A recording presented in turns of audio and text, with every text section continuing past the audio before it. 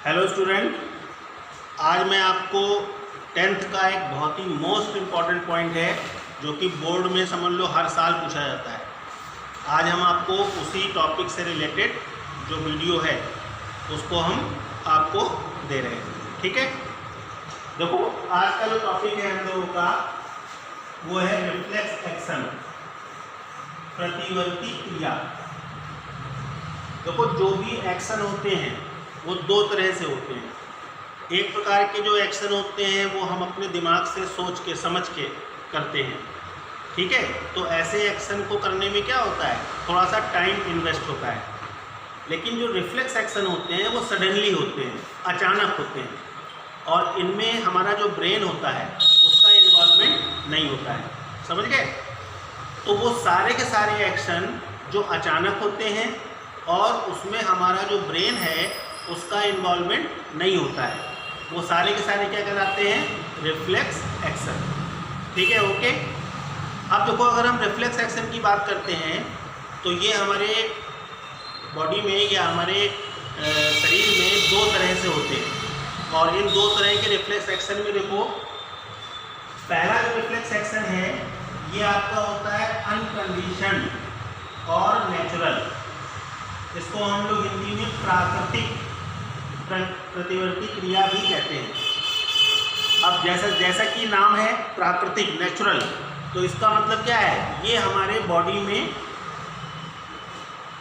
Birth के तुरंत बाद, जैसे जन्म लेता है कोई भी मनुष्य, जब जन्म लेता है तो जन्म के समय से ही ये रिफ्लेक्स एक्शन क्या होते हैं, उसकी बॉडी में अकॉर्डिंग टू जेनेटिक इंफॉर्मेशन क्या होते हैं, एक तरह से फीड होते हैं। समझ गए? जैसे मैं आपको एक छोटा सा एग्जाम्पल बता रहा हूँ। जैसे मान लीजिए कोई नवजात शिशु है, न्यू बॉर्न चाइल्ड है। ठीक है, आप उसको ईजिली अपने घर में, जैसे कोई छोटा बच्चा है, एज ए प्रैक्टिकल आप इसको देख भी सकते हैं। अगर आप उसकी हथेली पर अपनी उंगली को टच करेंगे तो तुरंत वो अपनी मुट्ठी को बंद कर लेता है। तो इसका जो एक्शन है यही आपका क्या होता है, अनकंडीशन रिफ्लेक्स एक्शन। तो इसमें जो मेन आपका स्टिमुलेशन है, उद्दीपन है, वो क्या होता है, आपका टच यानी कि स्पर्श। समझ गए? उसके बाद देखो सेकंड जो होता है इसको हम लोग क्या बोलते हैं, कंडीशन। ठीक, या फिर इसको हम लोग बोलते हैं एक्वायर्ड, और हिंदी में इसको बोलते हैं अनुकूली। देखो अनुकूली का मीन्स यहाँ पर ये है, एक्वायर्ड मीन्स होता है जो हमको किसी से अडॉप्ट हो, और अडॉप्ट का मतलब क्या होता है कि जैसे हम अपने लाइफ में, अपने जीवन में जैसे जैसे हम ग्रो करते हैं वैसे वैसे हम अपनी फैमिली से, अपनी सोसाइटी से, अपने आसपास के एटमॉस्फेयर से कई प्रकार के एक्सपीरियंस लेते हैं। ठीक, अनुभव लेते हैं। तो वो जो अनुभव होते हैं उस अनुभव को हम लोग जब ठीक एहसास करते हैं, उसको हम लोग महसूस करते हैं, तो उसका हम लोग एक्शन लेना शुरू कर देते हैं। जैसे बहुत ही सिंपल से एग्जाम्पल मैं आपको बता रहा हूँ। जैसे हुआ साइकिल चलाना, जैसे हुआ खाना खाना, जैसे हुआ चलना, जैसे हुआ दौड़ना, तो ये सारे एक्शन जो होते हैं वो क्या होते हैं, जन्म के तुरंत बाद स्टार्ट नहीं होते हैं। इसको क्या होता है, सीखना पड़ता है, और ये सीखने के एक्शन होते हैं। इसीलिए इसको हम लोग क्या बोलते हैं, कंडीशन यानी कि एक्वायर्ड। समझ गए मेरी बात? क्लियर है? अब देखो यहाँ पर अगर हम एक्वायर्ड की बात करते हैं तो इसमें एक साइंटिस्ट का नाम है जिसको आप हमेशा याद रखेंगे, इनका नाम है पैब्लो। देखो पैब्लो को पहला व्यक्ति था जिसने इस एक्वायर्ड रिफ्लेक्स एक्शन को हम लोगों को बताया, और इन्होंने जो अपने एक्सपेरिमेंट किए थे वो डॉग पर किए थे। डॉग्स पर इन्होंने घंटी, इसको बेल एक्सपेरिमेंट बोलते हैं, जो इन्होंने किया था। और इन्होंने डॉग पर अपने एक्सपेरिमेंट के द्वारा ये प्रूफ किया कि अगर हम किसी भी एनिमल को एक लंबे समय तक कोई अभ्यास कराएं तो उसका स्टिमुलेशन जो है वो उसमें उत्पन्न हो जाता है। क्लियर हो गई बात? बात समझ में आ रही है? तो सीधी सी बात है कि जैसे आप किसी भी चीज़ का अनुभव प्राप्त कर लेते हैं तो आप उस अनुभव के आधार पर उस क्रिया को ईजिली कर पाते हैं, जो ऐसे व्यक्ति नहीं कर सकते जिसको उसका अनुभव नहीं है। समझ गए? क्लियर? बात समझ में आ गई। अब हम लोग बात करेंगे जो रिफ्लेक्स एक्शन होते हैं वो कंट्रोल किससे होंगे। तो उसके लिए आपको मैं बता दूं, रिफ्लेक्स एक्शन का जो कंट्रोल है वो स्पाइनल कॉर्ड से होता है। उसको हम लोग क्या बोलते हैं, मेरुरज्जु। और अगर हम मेरुरज्जु की बात करते हैं तो ये देखिए डायग्राम आपके सामने बना है। इसमें देखो दो एंड होते हैं, एक एंड होता है डॉर्सल रूट और दूसरा एंड क्या होता है, वेंट्रल रूट। डॉर्सल रूट जो होती है वो सेंसरी होती है और वेंट्रल रूट जो होती है वो मोटर होती है। अब सेंसरी और मोटर का मतलब क्या है, जो भी स्टिमुलेशन आएगा वो डॉर्सल रूट पे आएगा और जो स्टिमुलेशन का आंसर होगा यानी कि जो एक्शन है उसका जो उद्दीपन है वो इसके वेंट्रल पार्ट से ही ट्रांसफर होगा। समझ गए। स्पाइनल कॉर्ड के इनसाइड अंग्रेजी के एच लाइक, अंग्रेजी के एच अक्षर के समान एक पार्ट होता है जिसको हम लोग ग्रे क्रिसेंट कहते हैं। इसको हिंदी में बोलते हैं धूसर द्रव और ये सेंसरी होता है, यानी कि जितने भी रिफ्लेक्स एक्शन होते हैं वो इसी द्रव में कंट्रोल होते हैं। समझ गए। अब देखो, अगर हम बात करते हैं कि रिफ्लेक्स एक्शन को कंट्रोल करने वाले कौन कौन से फैक्टर होते हैं, तो मैं आपको बता दूं यहाँ पर 5 फैक्टर होते हैं जो रिफ्लेक्स एक्शन को कंट्रोल करते हैं। क्लियर, ध्यान से सुन लीजिए। पहला आपका होता है सेंसरी ऑर्गन यानी कि संवेदी अंग। और संवेदी अंग आपको मालूम है 5 होते हैं, इनको ज्ञानेंद्रियां भी बोलते हैं, सेंस ऑर्गन।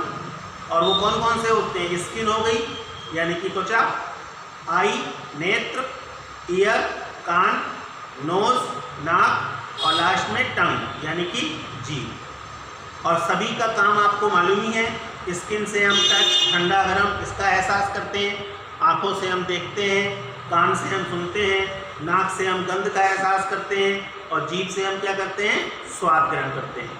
तो ये 5 हमारी ज्ञानेंद्रियाँ होती हैं जो स्टिमुलेशन को क्या करती हैं, एब्जॉर्ब करती हैं। बात समझ में आई। अब देखो, जितने भी संवेदी अंग हैं उन सबसे रिलेटेड जो नर्व्स होती हैं उनको हम लोग बोलते हैं सेंसरी नर्व यानी कि संवेदी तंत्रिकाएँ। संवेदी तंत्रिकाएँ जुड़ती हैं इंटरमीडिएट नर्व से, इंटरमीडिएट नर्व जुड़ती है मोटर नर्व से और मोटर नर्व जुड़ती है इफेक्टिव मसल से। तो हमारे ये 5 फैक्टर होते हैं, संवेदी अंग, संवेदी तंत्रिका, मध्यस्थ तंत्रिका, चालक तंत्रिका और प्रभावी पेशियाँ। समझ गए। अब इसको अगर हम डायग्राम के अकॉर्डिंग देखें तो देखो, मैंने यहाँ पर एक आपको मैंने रिफ्लेक्स एक्शन को समझाने का प्रयास किया है। देखो, ये नंबर 1 है यानी कि सेंसरी ऑर्गन। मान लेते हैं ये क्या है, स्किन। हम इसको मान लेते हैं स्किन और ये हमारे स्किन कहाँ की है, पैर की स्किन है मान लो। ठीक, क्लियर।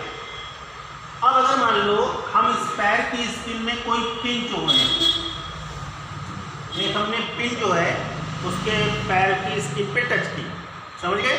तो देखो, स्किन से रिलेटेड जो नर्व है वो सेंसरी नर्व है यानी कि जो स्टिमुलेशन है वो इन नर्व्स के द्वारा कहाँ पहुँचेगा, इंटरमीडिएट नर्व में।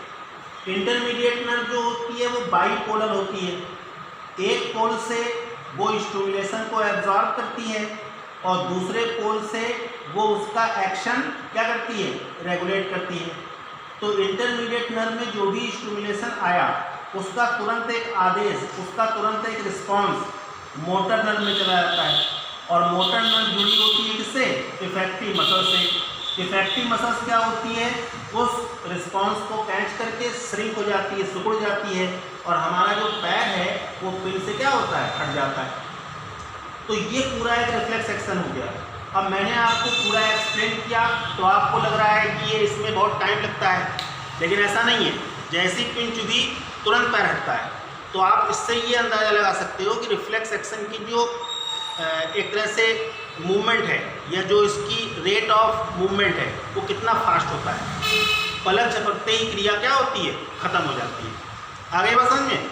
एक लास्ट पॉइंट और समझ लो, ये जो पांचों कारक हैं, ये जो पांचों कारक हैं अगर हम इनको आपस में जोड़ दें तो आप देखिए, सबसे पहले आपका हो गया सेंसरी ऑर्गन, फिर आपका हो गया sensory nerve, intermediate nerve, motor nerve और इफेक्टिव मसल्स। अगर हम इन सबको जोड़ दें तो एक चापनुमा आकृति बनती है, एक आर्क लाइक स्ट्रक्चर बनता है, जिसको हम लोग क्या बोलते हैं, रिफ्लेक्स आर्क। हिंदी में क्या बोलते हैं, प्रतिवर्ती चाप। आ गई बात समझ में।